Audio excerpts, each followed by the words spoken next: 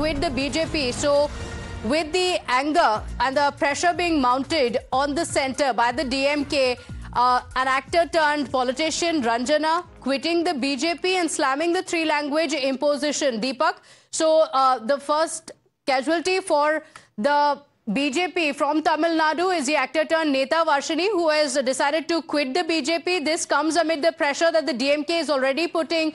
Though the BJP has clarified time and again that this does not mean that there will be an imposition of Hindi as such and there can be a choosing of any other language.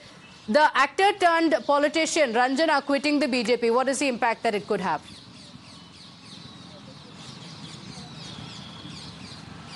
Definitely, actor turned Ranjana Nachar, who's been a part of the Tamil Nadu BJP. She was also state secretary for the arts and cultural wing of the state BJP, and she's been in the party for almost 8 years now. And now she stated that when it comes to this language policy, that she is not able to come to terms with the three-language policy, and she thinks that for the benefit of the Tamil Nadu state and the development of Tamil Nadu, whatever is pre-existing in the state, the module that is being followed by the state government is enough, and that she's not able to, politically align with this policy, and that's why she's walking out of the party. But sources from BJP also speak about how she has been having some internal issues in the party, so she's just using the momentum. So there is a situation where, politically these are all developing when it comes to the language road that is ongoing. If at all her walking out is going to be followed by other people, or if it's going to create any rift or any ripples, is something that we'll have to wait and see. But for now,